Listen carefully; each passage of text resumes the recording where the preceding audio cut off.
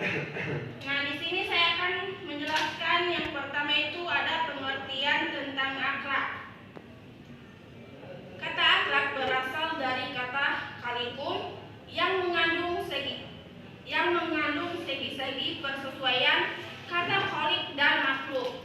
Dalam bahasa Indonesia yang lebih mendekati maknanya dengan akhlak adalah budi pekerti. Baik budi pekerti maupun akhlak mengandung makna yang ideal, tergantung pada pelaksanaan atau penerapannya melalui tingkah laku yang mungkin positif atau baik, seperti amanah, sabar, pemaaf, rendah hati, dan lain-lain. Dan mungkin negatif atau buruk, seperti sombong, dendam, dengki, khianat, dan lain-lain. Akhlak adalah kelakuan yang timbul dari hasil perpaduan antara hati nurani, pikiran, perasaan, bawaan, dan kebiasaan yang menyatu, membentuk suatu kesatuan tindak lanjut yang dihayati dalam kenyataan hidup sehari-hari. Dari kelakuan ini lahirlah perasaan moral yang terdapat di dalam diri manusia sebagai fitrah, sehingga ia mampu membedakan mana yang baik dan mana yang buruk. Menurut definisi yang dikemukakan oleh Imam Al-Ghazali, akhlak adalah suatu sifat yang tertanam dalam jiwa manusia yang dapat melahirkan suatu perbuatan yang mudah dilakukan tanpa terlalu banyak pertimbangan dan pemikiran yang lama. Kemudian suri teladan yang diberikan Rasulullah SAW selama hidup beliau merupakan contoh akhlak yang tercantum dalam Al-Quran. Butir-butir akhlak yang baik yang disebut dalam ayat ada di dalam Al-Quran, terdapat juga di dalam Al-Hadis yang memuat perkataan, tindakan, dan sikap diam Nabi Muhammad SAW selama kerasulan beliau selama 13 tahun di Mekah dan 10 tahun di Madinah. Kemudian menurut Siti Aisyah, yaitu merupakan istri Rasulullah SAW, bahwa akhlak Rasulullah SAW adalah Al-Quran, dan di dalam Al-Quran pun Rasulullah dipuji oleh Allah. Terdapat ayat dalam Al-Quran yang berbunyi, yang artinya, dan engkau Muhammad sungguh memiliki akhlak yang agung. Kemudian suatu perbuatan baru dapat disebut sebagai cerminan akhlak jika memenuhi syarat. Di antaranya itu yang pertama, dilakukan berulang-ulang sehingga hampir menjadi suatu kebiasaan. Dan yang kedua itu timbul dengan sendirinya tanpa pertimbangan yang lama dan berpikir terlebih dahulu. Kemudian secara garis besarnya akhlak dibagi menjadi dua, yaitu yang pertama itu ada akhlak terhadap Allah Subhanahu wa taala, dan yang kedua akhlak terhadap makhluk atau semua ciptaan Allah Subhanahu wa taala. Kemudian ada akhlak terhadap makhluk dapat dibagi menjadi dua, yaitu yang pertama akhlak terhadap manusia, dan yang kedua akhlak terhadap bukan manusia. Ada juga akhlak terhadap manusia itu dibagi menjadi dua, yaitu yang pertama akhlak terhadap diri sendiri atau akhlak terhadap orang lain. Kemudian ada juga di sini akhlak terhadap bukan manusia dibagi menjadi dua. Yang pertama akhlak terhadap makhluk hidup bukan manusia, seperti akhlak terhadap tumbuhan dan hewan. Dan yang kedua di sini ada akhlak terhadap makhluk bukan manusia, seperti akhlak terhadap tanah, air, udara, dan sebagainya. Akhlak terhadap manusia dan bukan manusia kini disebut akhlak terhadap lingkungan hidup. Kemudian kita lanjut pada implementasi akhlak dalam kehidupan bersama atau dalam kehidupan sehari-hari kita. Butir-butir akhlak di dalam Al-Quran dan Al-Hadis bertebaran laksana gugusan bintang-bintang di langit. Selain satu butir dapat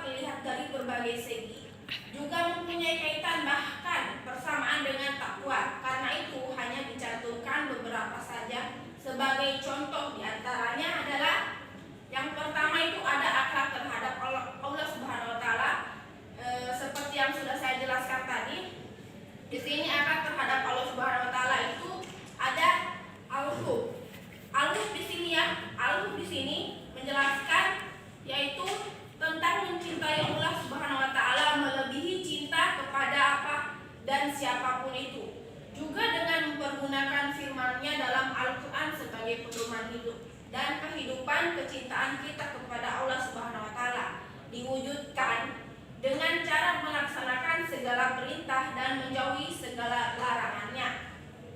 Selanjutnya di sini ada Al-Raja. Di sini Al-Raja itu menjelaskan tentang mengharapkan karunia dan berusaha memperoleh keridhaan Allah Subhanahu wa taala.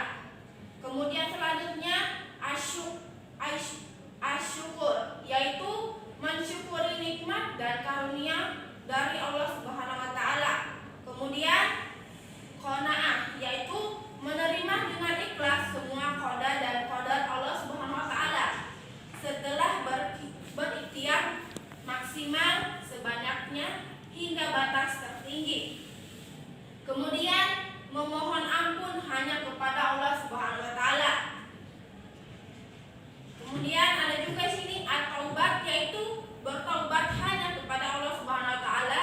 Taubat yang paling tinggi adalah taubat nasuha, yaitu taubat benar-benar taubat, tidak lagi melakukan perbuatan sama yang dilarang Allah Subhanahu wa taala, dan dengan tertib melaksanakan semua perintah dan menjauhi segala larangannya.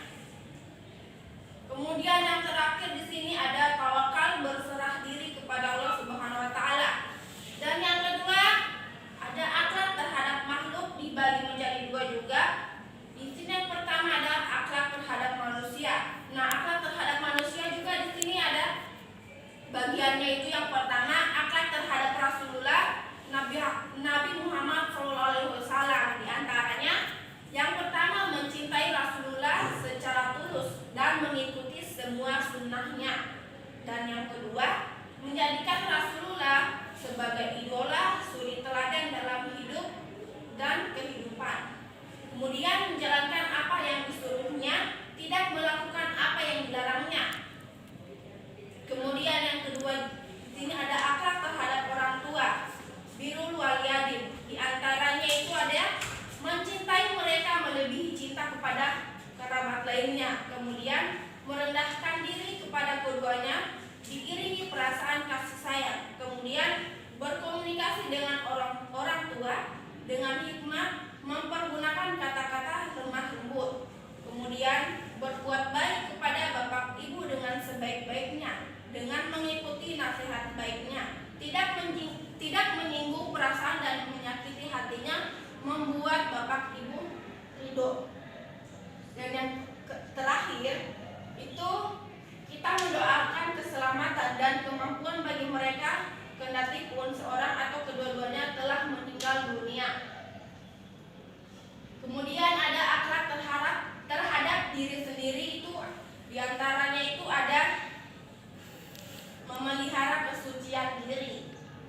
Kemudian menutup aurat, bagian tubuh yang tidak boleh kelihatan itu menurut hukum dan akhlak Islam. Dan kemudian jujur dalam perkataan dan berbuat ikhlas serta rendah diri.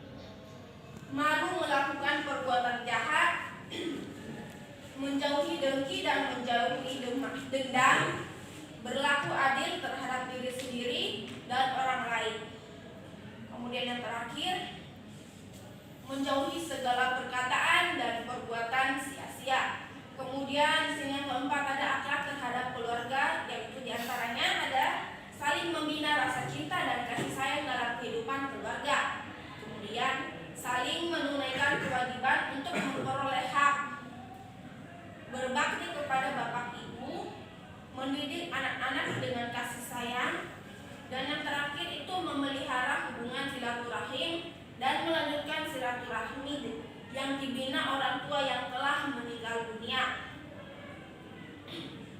Kemudian yang kelima ada akhlak terhadap tetangga. Di antaranya itu saling mengunjungi, saling bantu di waktu senang, lebih-lebih tak kalah susah, saling memberi, saling menghormati, saling menghindari pertengkaran dan permusuhan. Kemudian yang keenam tamu itu ada akhlak terhadap masyarakat. Di antaranya itu yang pertama memuliakan tamu. Nah, kalau ada tamu yang datang di rumah kita itu sebaiknya kita menyajikan seperti minuman atau makanan. Jangan membiarkan tamu hanya duduk tanpa ada minuman atau makanan di depannya. Kemudian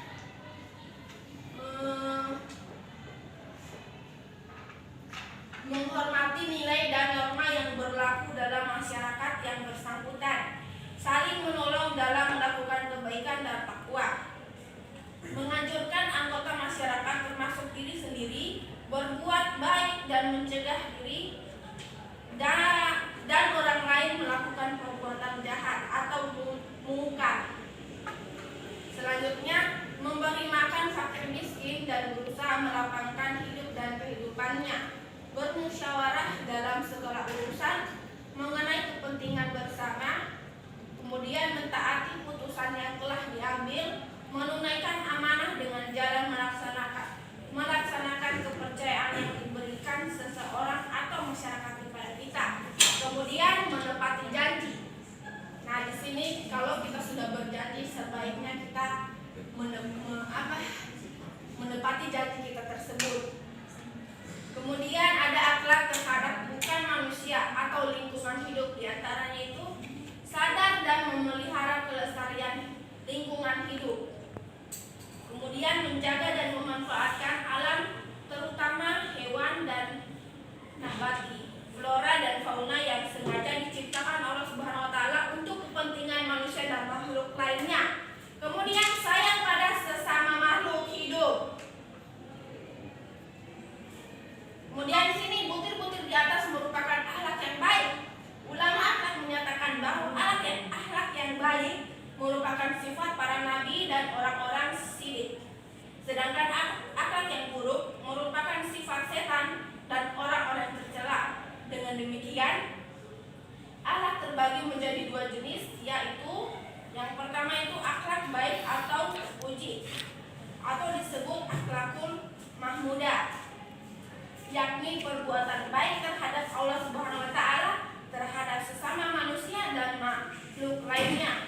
Kemudian yang kedua, akhlak yang tercela atau akhlakul mazmumah, yakni perbuatan buruk terhadap Allah Subhanahu wa taala, perbuatan buruk dengan sesama manusia dan makhluk lainnya. Nah, berikut akan diuraikan secara singkat mengenai akhlak buruk. Di sini yang pertama ada akhlak buruk terhadap Allah Subhanahu wa taala, di antaranya itu ada takabur atau al-kibru, yakni sikap yang menyombongkan diri sehingga tidak mau mengakui kekuasaan Allah Subhanahu wa taala di alam ini, termasuk mengingkari hikmat Allah Subhanahu wa taala yang ada padanya. Kemudian musyrik, yaitu sikap yang mempersekutukan Allah Subhanahu wa taala dengan makhluknya dengan cara menganggapnya bahwa ada satu makhluk yang menyamai kekuasaannya. Jadi di sini jangan kita menyembah selain Allah Subhanahu wa taala, jangan menyembah apapun selain Allah Subhanahu wa taala.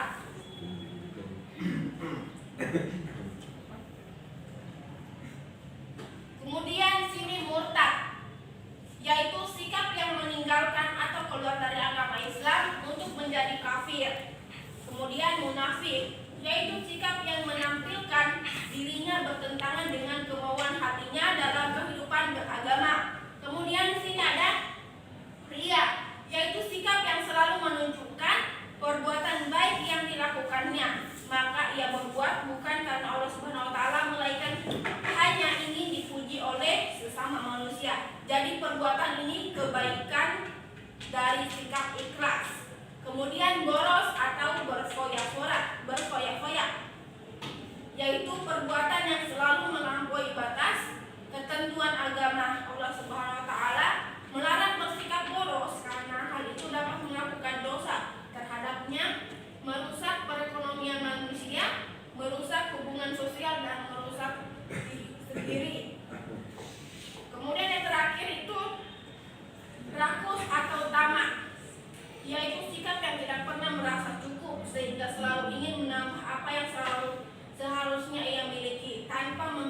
merugikan orang lain.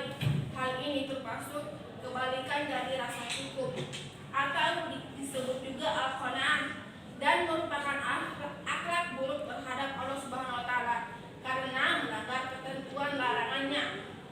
Sebaiknya di sini kalau sudah merasa cukup, sebaiknya jangan atau begini, saya ambil contoh, kita membeli apa yang kita butuhkan, jangan apa yang kita inginkan. Itu menghindari rasa rakus atau tamak ya. Nah, di sini kita dapat mengambil kesimpulan itu tentang akhlak itu hal yang terpenting dalam kehidupan manusia, karena akhlak mencakup segala pengertian, tingkah laku, tabiat, perangai, karakter manusia yang baik maupun yang buruk dalam hubungannya dengan khalik atau dengan sesama makhluk. Akhlak ini merupakan hal yang paling penting dalam pembentukan akhlakul karimah seorang manusia, dan manusia yang paling baik budi pekertinya adalah Rasulullah SAW. Nah, di sini sahabat yang mulia pun menyatakan itu Rasulullah SAW adalah manusia yang paling baik budi pekertinya. Hadis riwayat Bukhari dan Muslim. Baik, itulah materi yang dapat saya sampaikan hari ini. Saya harap materi mengenai akhlak tadi dapat diimplementasikan dalam kehidupan sehari-hari kita dan dapat dipertahankan sikap tersebut. Saya ucapkan banyak terima kasih atas perhatiannya. Saya ucapkan wassalamualaikum warahmatullahi wabarakatuh. Waalaikumsalam warahmatullahi wabarakatuh.